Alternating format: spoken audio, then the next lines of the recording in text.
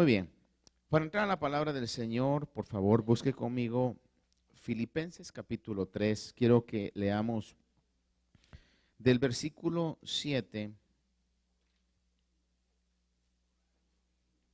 en adelante. Filipenses capítulo 3, versículo 7 en adelante. Filipenses 3, 7, dice la escritura de esta manera: pero todo lo que para mí era ganancia lo he estimado como pérdida por amor de Cristo. Y aún más yo estimo como pérdida todas las cosas en vista del incomparable valor de conocer a Cristo Jesús, mi Señor, por quien lo he perdido todo y lo considero como basura a fin de ganar a Cristo y ser hallado en Él, no teniendo mi propia justicia derivada de la ley, sino la que es por la fe en Cristo, la justicia que procede de Dios sobre la base de la fe, y conocerle a Él, el poder de su resurrección y la participación en sus padecimientos, llegando a ser como Él en su muerte, a fin de llegar a la resurrección de entre los muertos. Y sigue diciendo, no que ya lo haya alcanzado o que haya llegado a ser perfecto, sino que sigo adelante a fin de poder alcanzar aquello por lo cual también fui alcanzado por Cristo Jesús. Habla más adelante de la meta que él tiene y proseguir para obtener el premio. Pero si pudiera poner el énfasis esta mañana en lo que en mi corazón el Señor ponía a compartir con usted y que el Señor nos hable, está en el versículo número 10, cuando el apóstol Pablo, que escribe esta carta, dice que deseaba conocerle a Él, conocer a Jesús, el poder de su resurrección y la participación en sus padecimientos, llegando a ser como Él en su muerte. Esta mañana hemos celebrado la muerte del Señor, pero como le decía, más que la muerte, la vida extraordinaria y sobrenatural que Él tuvo en su resurrección.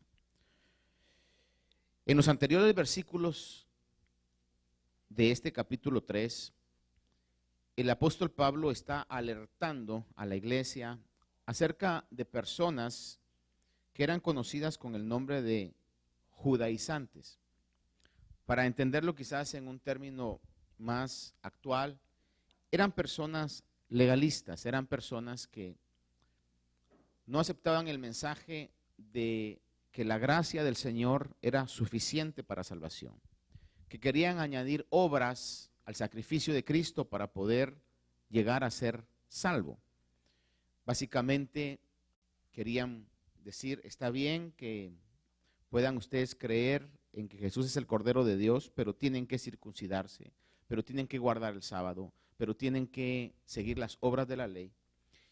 Y el apóstol Pablo claramente habla, y los que hemos estado estudiando el libro de Romanos, nos damos cuenta realmente que la palabra dice que la ley simplemente vino para mostrarnos lo que era pecado, lo que era desagradable a Dios, y nadie podía ser salvo a través de la ley.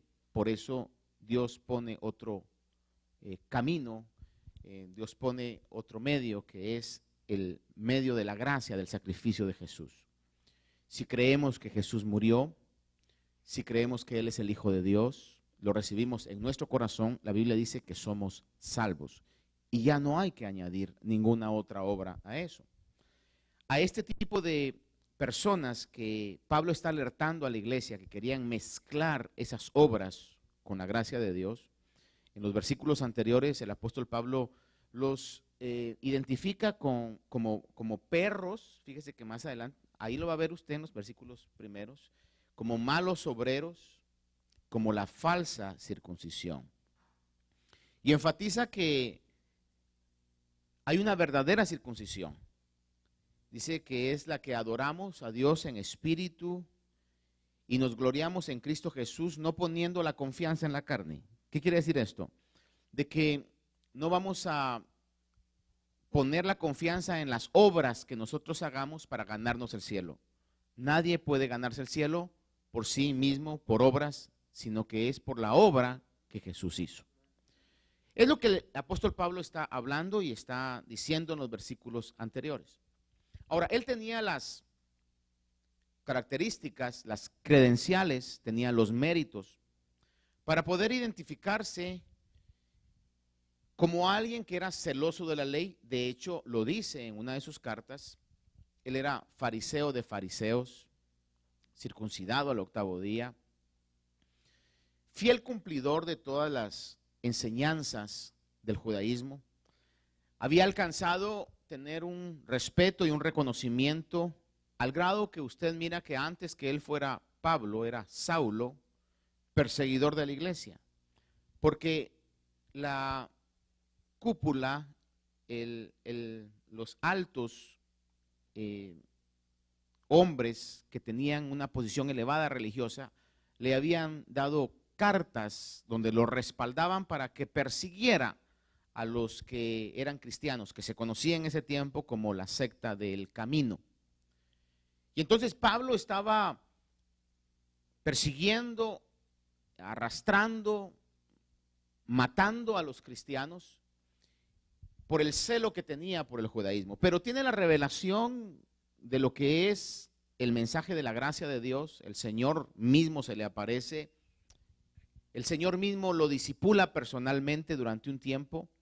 Y cuando él viene después de ese trato que Jesús tiene con él, Jesús resucitado, tiene con él, comienza a predicar este evangelio. Y entonces Pablo hace declaraciones tan importantes como esta, porque dice, todo lo que yo antes tenía como valor, como valioso, todos los logros humanos que había alcanzado, dice, ahora, versículo 7 dice, pero todo lo que para mí era ganancia, lo he estimado como pérdida. Vea eso. No dice lo he estimado como poco, no dice lo he estimado como menor, sino que lo pone realmente en un lugar de desecho. Dice, lo he estimado como pérdida. Ahora, no solamente lo puso como pérdida sin tener algo mejor, sino que dice, lo tengo como pérdida cuando lo comparo con lo que Dios me ha dado. Pero dice el verso 7, todo lo que para mí era ganancia lo he estimado como pérdida. Y mire esta frase, por amor a Cristo. Ahora, hay algo muy importante acá y donde yo quiero llevarlo a esta consideración. Pablo tiene un conocimiento que otros no poseen, que lo hace desestimar lo que él antes tenía como algo valioso. Todos sus logros y títulos religiosos ahora han perdido todo su valor en comparación a lo que él conoce. Ese conocimiento que Pablo tiene lo enamora. Le repito, ese conocimiento que Pablo tiene lo enamoró. Por eso dice, lo he estimado como pérdida por amor a Cristo. Pone ese ingrediente importante. Lo he estimado como pérdida por amor a Cristo. Ahora, creo que en todos nosotros ya sabemos que el amor es una fuerza poderosa. Es una trampa mortal, decían algunos ahí, ¿verdad? Es algo incontrolable. Por amor se hacen locuras. Literalmente así es. De hecho, la palabra de Dios lo dice en Cantares 8:6, cuando está en el canto de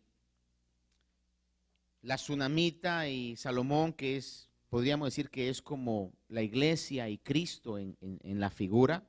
Dice, ponme como sello sobre tu corazón, como sello sobre tu brazo. Mire, ahí lo que está diciendo realmente, para ponerlo en términos modernos, es, me voy a tatuar tu nombre.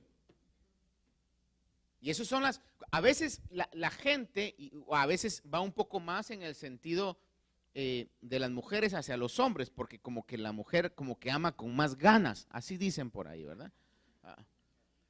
Y entonces se da más a menudo que es la mujer en la que se tatúa. Le dice, te tengo una sorpresa, me tatué tu nombre. Y el otro ese día le iba a decir que iban a terminar, hermano. Y ahora, ¿qué hace con el nombre tatuado, verdad?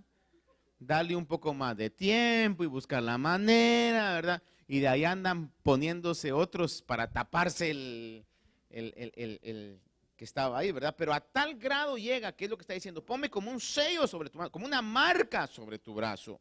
No estoy diciendo yo pues que se tatúen, ¿verdad? Ese es tema de otra situación. Pero lo que está diciendo aquí es que llega a tal grado esa pasión, esa fuerza del amor. Y dice, mire la comparación que hace. Vean la comparación que hace. Oigan la comparación que hace. Meditemos en la comparación que hace. Porque fuerte como la muerte, ni siquiera dice fuerte como el hambre. Fuerte como la muerte es el amor. El otro día oía una ilustración que me llamó mucho la atención. Porque obviamente hay un día determinado para todos. Ahí está ese día y lo que tenemos que hacer es estar preparados para ese día. Hoy cabalmente con mi esposa bromeamos al respecto porque esos ventiladores de casa que se prenden, ¿verdad? Son extractores en el baño. De repente lo prendió mi esposa, funcionó como un minuto y de repente ¡puf!, se fue. Pero ese ventilador ya tenía que irse, ¿qué rato? O sea, ya tiene años, ¿verdad? Entonces ella me dijo, ya dio lo que dio y se acabó. Entonces me decía ella, así me va a pasar a mí un día de estos, ya di lo que di. Y contesté, yo dije, no, a mí me va a pasar así, ya di lo que di, pero bromeando, ¿no? Quizá nosotros bromeamos porque tenemos la salvación asegurada. Y eso es una de las cosas que marca la diferencia entre los creyentes. Pero dice, oí esta ilustración que dice que en un momento determinado había creo que era un árabe, y se acercó uno de sus siervos. Y entonces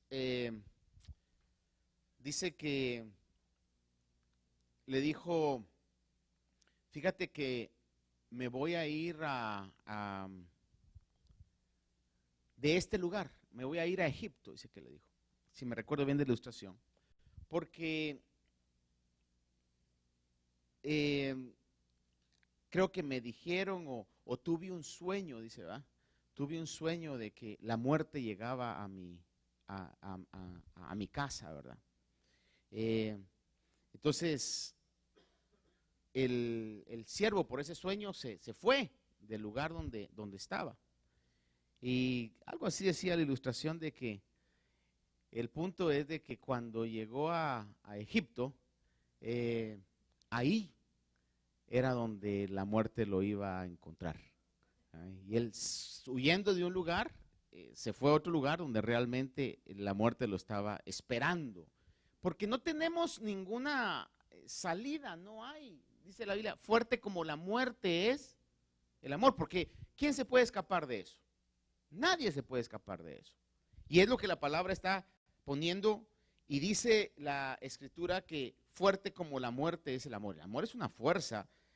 De hecho, la palabra del Señor habla en Corintios 13 y dice que el amor es paciente, bondadoso, no tiene envidia, el amor no es jactancioso, no es arrogante, no se porta indecorosamente, no busca lo suyo, no se irrita, no toma en cuenta el mal recibido, no se regocija en la injusticia, sino que se alegra en la verdad. Mire cómo comienza, todo lo sufre, todo lo cree, todo lo espera, todo lo soporta, el amor nunca deja de ser. Veía un sitio llamado Enlace Judío, creo que es mexicano, en esa área, y decía ahí acerca del amor, decía, por amor se trabaja, por amor se cede y se comparte, por amor se llora, por amor se sacrifica y por amor se tolera. Es decir que cuando está diciendo la palabra fuerte como la muerte es el amor, es porque el amor es una fuerza realmente grande, realmente fuerte. Por eso cuando Pablo está desestimando todo, dice, lo desestimo todo porque me enamoré de Cristo. Y esa era su fuerza, estaba enamorado de lo que podía ahora ver que antes no veía. Ahora, Pablo entonces dice en el versículo que leímos, y aún más, versículo 8 dice, yo estimo como pérdida todas las cosas, no solamente los logros que ha alcanzado, sino que podemos verlo en otras de sus cartas. Él miraba como pérdida aún su propia vida. el apóstol Pablo, con tal de llegar a ese conocimiento, aún su propia vida la miraba como pérdida. Por eso dice aquí, estimo como pérdida todas las cosas en vista del incomparable valor de conocer a Cristo Jesús mi Señor. Y eso es lo que siempre me ha inquietado. Dice el apóstol Pablo, conocer a Cristo Jesús mi Señor. ¿Será que no lo conocía? Sí lo conocía. Él conocía al Señor. Pero obviamente está hablando de un conocimiento más profundo, de un conocimiento más íntimo. Si usted me permite, un conocimiento más real. No conocerlo humanamente, sino conocerlo gloriosamente. Por ejemplo, los apóstoles conocían a Jesús. Juan conocía a Jesús. De hecho, la palabra dice que se recostaba en el pecho del Señor. Sin embargo, cuando tiene la revelación en el libro de Apocalipsis de lo glorioso que es Él en toda su gloria, hermano, se asombra y como que no lo reconociera. Por eso es lo que Pablo está hablando acá, es de un conocimiento mayor de lo que es Jesús. En este caso, entonces, un conocimiento espiritual, no humanamente, sino gloriosamente. Déjenme leerle en 2 Corintios 5, 13 en adelante, dice el apóstol Pablo, 2 Corintios 13 al 17. Sobre este conocimiento, sobre esta relación, dice, porque si estamos locos, es para Dios. Y si somos cuerdos, es para vosotros. Pues el amor de Cristo nos apremia, habiendo llegado a esta conclusión, que uno murió por todos, por consiguiente todos murieron, y por todos murió, para que los que viven ya no vivan para sí, sino para aquel que murió y resucitó por ellos. Ve esa frase, para que los que viven ya no vivan para sí mismos, sino para aquel que murió y resucitó por ellos. Por eso Pablo dice, yo ya llegué a estimar todo como pérdida. Mis bienes, mi educación, mi propia vida como pérdida, en comparación a poder conocer a Cristo de esa dimensión. Por eso él escribe en 2 Corintios y dice, los que viven ahora ya no vivan para sí, sino vivan para aquel que murió y resucitó por ellos. De manera que nosotros, de ahora en adelante, ya no conocemos a nadie según la carne, aunque hemos conocido a Cristo según la carne. Sin embargo, ahora ya no le conocemos así. De modo que si alguno está en Cristo, nueva criatura es, y las cosas viejas pasaron aquí, y aquí todas son hechas nuevas. Vea la frase que dice que ya no conocemos a Cristo según la carne. ¿Qué está diciendo? El conocimiento del cual yo me he enamorado a esa magnitud es un conocimiento mucho mayor de la persona de Jesús como maestro. El conocimiento que me he enamorado es la persona gloriosa, la persona poderosa, la persona como Dios de Jesucristo. Por eso él dice, ya no conocemos. Si conocimos a Jesús según la carne, ahora ya no lo conocemos de esa manera. Porque al él resucitar, hermano, con ese cuerpo glorioso, era totalmente distinto en toda su magnitud de poder y de gloria, como lo conocieron los discípulos. Ahora, cuando el apóstol Pablo está hablando aquí, le decía yo que el énfasis era en el versículo número quizás 9 y 10, donde el apóstol habla y dice que él quiere conocer al Señor. Versículo 10 dice, y conocerle a Él, el poder de su resurrección. ¿De qué está hablando? De ese poder sobre el mundo físico y sobre el mundo espiritual. ¿Sabe que por Jesús nadie fue a orar? No es que los apóstoles se hayan puesto en una cadena, una vigilia de oración para que resucitara. Es más, no creían en su mayoría que iba a resucitar. Sin embargo, él resucitó y resucitó por el Espíritu de Santidad. Nadie oró por él, sino resucitó por sí mismo, porque la muerte no tenía poder sobre él, porque no había pecado en su vida. Pablo, al tener esa revelación de ese poder que es mucho mayor que la muerte, como decía el canto, ni la muerte lo pudo vencer. Pablo entonces se enamora de esa dimensión, de esa realidad de Jesús, del Jesús resucitado. Por eso dice, y conocerle a Él el poder de su resurrección. Poder sobre lo físico, poder sobre lo espiritual. Hermanos amados, sus batallas físicas, ante todo, tienen su origen en el mundo espiritual. Cualquier situación que usted y yo estemos pasando hoy, el origen es espiritual más que físico. Tenemos que vivir sobre ese conocimiento y pelear las batallas espirituales antes que pelear las batallas físicas. Hay problema en el trabajo, hay problema en el vecindario, siempre hay una raíz espiritual en la cual tenemos nosotros que dirigirnos, pelear y ganar las batallas espirituales. Muchas veces las raíces son internas, quizá puede ser falta de fe en nosotros. En algún momento pueden ser tratos para que conozcamos a Dios en una dimensión mayor. Pero hermanos, el mundo espiritual es real. La buena noticia que le tengo hoy es que Jesús tiene autoridad sobre el mundo espiritual. Por eso el apóstol Pablo, al tener ese conocimiento, dice, yo quiero conocerle a Él y el poder de su resurrección.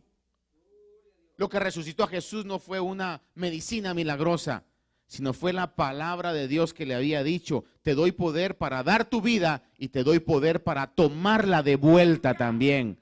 La palabra de Dios dice que cuando el Señor creó todas las cosas, solamente dijo la palabra. Por eso es que Jesús elogió tanto a aquel centurión que le dijo, ¿sabes qué? Ni siquiera vayas a mi casa, solo di tu palabra y el milagro pasará. Esta mañana sería bueno que la fe en nosotros surgiera a esa dimensión, que le digamos, Señor, con que digas tu palabra, yo sé que mi vida va a alcanzar las victorias que están delante de mí. Poder de su resurrección. Pero dice también algo que es interesantísimo, importante. Y dice el apóstol Pablo en el versículo 10, y la participación en sus padecimientos. ¿A cuántos acá nos gusta sufrir? Por eso tiene tanto éxito la iglesia esta que dice pare de sufrir, porque hasta el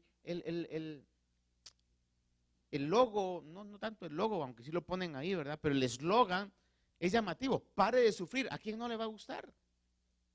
Sin embargo, la palabra de Dios dice que Pablo lo que anhelaba era tener una participación en los padecimientos del Señor. En Hebreos capítulo 12, de verso 2 al 4, dice el escritor de Hebreos, puesto los ojos en Jesús, el autor y consumador de la fe, quien por el gozo delante de él soportó la cruz, menospreciando la vergüenza, dice, se ha sentado a la diestra del trono de Dios.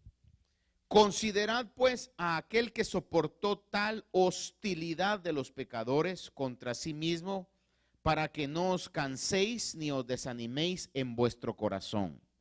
Porque todavía en vuestra lucha contra el pecado no habéis resistido hasta el punto de derramar sangre. Esto quiere decir no habéis resistido hasta el punto de la muerte. Hermanos amados, la lucha del cristiano es una lucha constante. No tenemos que desanimarnos. Dios nos puede y nos dará siempre la fuerza que nosotros necesitamos para pelear las batallas que están delante de nosotros. Dice aquí, no os canséis, no os desaniméis, pero pongan su mirada en Jesús, el autor y consumador de la fe. Él padeció lo que usted ha padecido o pudiera padecer, ya el Señor lo padeció. Nos entiende y puede fortalecernos en cualquier situación que nosotros tengamos.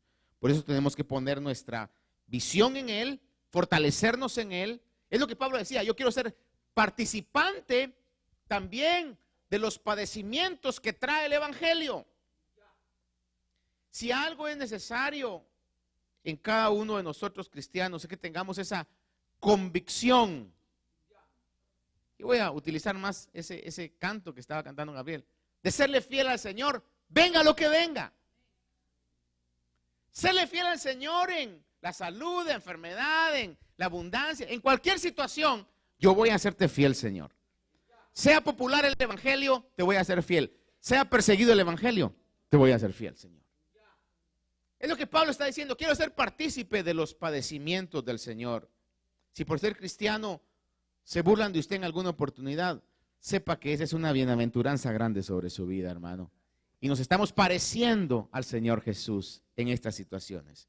Primera de Pedro capítulo 2, verso 21 al 24 dice, Primera de Pedro 2, 21 al 24, porque para este propósito habéis sido llamados, pues también Cristo sufrió por vosotros, dejándoos ejemplo para que sigáis sus pisadas. Vea esto.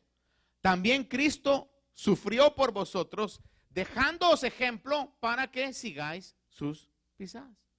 ¿Qué quiere decir? De que van a haber momentos en los que los cristianos vamos a tener que ser partícipes de los sufrimientos de Cristo.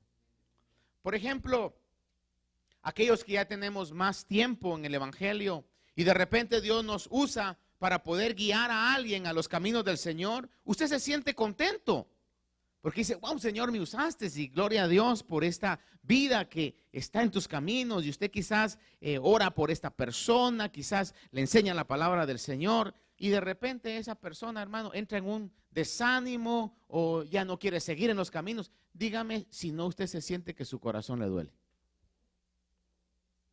Y usted dice, ay, Señor, de la misma manera el Señor ha sufrido por cada uno de nosotros cuando andamos con todas nuestras cosas de que ahora ya no, Señor, ahora ya no, Señor. Es exactamente lo mismo. Y por eso es que Pablo decía que él sufría dolores como de parto por la iglesia. Hermano, y es parte del identificarnos con Cristo. La palabra habla de que llevemos la ley de Cristo, cumplamos la ley de Cristo, que es sobrellevar las cargas los unos de los otros. Oiga esto, sobrellevar las cargas los unos de los otros. Ahora, ¿a quién le gusta sufrir? A nadie. Pero Pablo estaba tan enamorado de eso que decía, yo anhelo ser colaborador con el Señor en ese sentido. Eso se logra solamente cuando uno está enamorado. Si uno no está enamorado, es como que casen a alguien por obligación, hermano. Mira, ahí hicimos contratos de chiquitos y ahora te casas y no se gustan, no se atraen, no son compatibles, se caen mal. Pero te tenés que casar con esa persona. Si a ese matrimonio después dicen, fíjese que me fui infiel, hasta mucho se tardó, hombre. La verdad. Pero cuando alguien está enamorado, es todo lo contrario. No lo hagas. ¿Qué no te has dado cuenta que ese es un picaflor, anda de aquí para allá? No, pero conmigo se va a componer. ¿No te has dado cuenta la famita que tiene? No, pero conmigo, a mí sí me quiere, dice. ¿Verdad? Es todo lo contrario. Por eso le digo que el amor es una fuerza tremenda, hermano.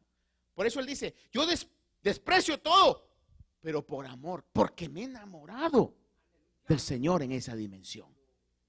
Al grado que quería ser parte de sus padecimientos.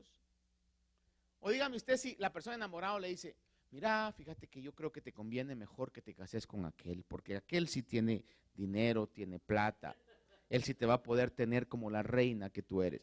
Y la otra en medio del enamoramiento le dice, pero es que yo a vos te quiero, aunque seas pobre y me tengas en la lipidia, no hay problema. Podemos estar comiendo pura tortilla tiesa con frijoles, pero no hay problema. ¿Por qué? Porque está uno enamorado. ¿Sí me explico? Pablo dejó todo porque estaba enamorado. ¿Pero de qué Cristo? De ese Cristo que tenía poder sobre la muerte, hermano. De ese Cristo que tenía características tan maravillosas, que le quiero concluir con esas características, pero antes déjeme llevarlo al punto de que también se identificaba con el sufrimiento. Si tengo que sufrir contigo, no hay problema, no problem, I'm willing to. Quiero tener participación en tus padecimientos. Por eso yo necesito, hermano, tener esa revelación del Jesús crucificado y glorioso y resucitado para que mi vida pueda entrar en esa dimensión de enamoramiento donde uno pueda hacer locuras por Dios, hermano. Y tener esa capacidad de identificarse con Dios, como decía el canto, venga lo que venga. Porque si usted no está enamorado y está cantando, venga lo que venga, tenga cuidado. Porque en las primeras, en el primer dolorcito de cabeza, va a querer tirar la toalla. Amén. Déjenme ver acá. Mire, Primera Pedro habla, dice, de que capítulo 2, verso 21, creo que el verso 22 sigue diciendo, el cual no cometió pecado ni engaño hubo en su boca, y quien cuando lo ultrajaban no respondía ultrajando, cuando padecía no amenazaba. Eso es tan importante, ¿verdad? Cuando padecía, dice, no amenazaba. Yo le compartí el día de ayer a mi esposa algo, sin entrar en los detalles al respecto, pero hubo una persona que mucho tiempo atrás me hizo algo feo, ¿verdad? Me jugó mal. Y días semanas atrás había recibido por medio de las redes sociales un mensaje, pero yo no les pongo atención, ¿verdad? Bueno, no tanto que no le ponga atención, sino que dije yo, me voy a hacer el loco, ¿verdad? Sí, honestamente, no quiero hablar con esta persona, no sé qué le está pasando, quería hablar conmigo. Pero luego insistió otra vez. Entonces ya vine y un día de estos que estaba con tiempo, vine y le llamé, ¿verdad? Y entonces el punto que le quiero marcar, sin entrar a detalles en esto, es de que estaba requiriendo de mí un tipo de ayuda, que obviamente no podía dársela por cuestiones legales, ¿ya? Y porque había dado mi palabra ya en otras cosas. Pero cuando estaba hablando él conmigo, lo humano que le viene a uno es, ahorita le recuerdo lo que me hizo. Ahorita aprovecho. Hasta en algún momento venían pensamientos de decir, le voy a decir que ponga en duda lo que él está haciendo por la situación que estaba pasando. Pero dentro de mí, algo sobrenatural que se llama Espíritu Santo de Dios, le recuerda a uno la palabra. Y entonces, de una manera que hasta yo me sorprendí, de la manera más cordial, más educada, le dije, entiendo tu situación, entiendo tu posición. Lamentablemente, y sabe Dios que es verdad, no te puedo ayudar. Porque en eso que me estás diciendo, ya tengo 5 personas en línea que les di mi palabra, que si puedo ayudarles, les voy a ayudar, tú serías como el sexto. Entonces no te puedo poner enfrente, ¿verdad? Humanamente tampoco lo haría, pero le digo yo, pero cuando vi eso, después que terminé de hablar, yo mismo le dije al Señor, Señor, muchísimas gracias, porque esto solamente tú lo pudiste hacer. Dice la Biblia, del Señor, como tenemos que seguir las pisadas del Señor, dice aquí la palabra, vea esto, de que lo injuriaban, dice, cuando padecía no amenazaba, igualito que nosotros. Hoy me la hizo, pero ya va a ver cuando esté en mis manos, ya va a ver cuando las cosas cambien, porque la vida da vueltas. A veces me da un poquito de curiosidad pensar, ¿cómo es que los cristianos, en lugar de ir bajando a nosotros mismos, como que subimos en nuestro ego? Y decimos frases, porque mire, yo soy cristiano y conmigo no se meta. ¿Ha oído esa frase? Porque yo soy cristiano y conmigo no se meta. Hermano, ¿qué variación hay eso a las amenazas que el mundo hace? Lo mismo. Es como que un hondureño diga, mira, yo soy de Olancho y conmigo no se meta. O un guatemalteco diga, yo soy de Zacapa y conmigo no se meta, ¿va? O no sé del Salvador de qué lugar serán donde usan pistola y andan ahí que, ¿verdad? En este caso. Hermano, ¿qué variación hay? Dice la palabra del Señor que al Señor padecía y no amenazaba, sino, ahora viene, sino que se encomendaba a aquel que juzga con justicia. Amadísima, preciosa iglesia, ¿cuál es la doctrina cristiana cuando nos hacen daño? ¿Amenazar o decirle, Señor, toma control? Señor, yo no me puedo vengar, tengo prohibido vengarme, Señor. Es más, bendícela, Señor. Bendícelo, Señor. El día que yo y el día que usted podamos bendecir de corazón a aquellos que nos han hecho daño, es porque realmente la obra de Dios se está viendo en nuestras vidas de una manera maravillosa. Y eso solo lo podemos hacer cuando estamos enfermos de amor. Solo lo podemos hacer cuando estamos enfermos de amor. Ahora, sigue diciendo más adelante lo que el Señor hace. Pero quiero llevarlo a la conclusión esta mañana. Ahora, el tercer punto que dice en el verso 10, recapitulo, dice que lo que Pablo anhelaba era conocerle a él el poder de su resurrección, es decir, el poder que tenía grandemente, la participación de sus padecimientos, pero concluye esta frase diciendo, llegando a ser como él en su muerte. Oiga esto, llegando a ser como él en su muerte. Ahora, sobre esto rápidamente le voy a recordar algunas cosas que quizás usted sabe, pero que me llaman mucho la atención. La muerte del Señor. Fíjese que en la muerte del Señor yo puedo ver cosas tan excelentes como, por ejemplo, el Señor mantuvo su dignidad en el tiempo de su muerte. No mira usted que dice, y Jesús lloraba y decía, ay, pobre de mí con esta cruz, pobre de mí, estoy solo, pobre de mí, lo que me han... No, hermano, yo puedo ver la persona del Señor Jesús.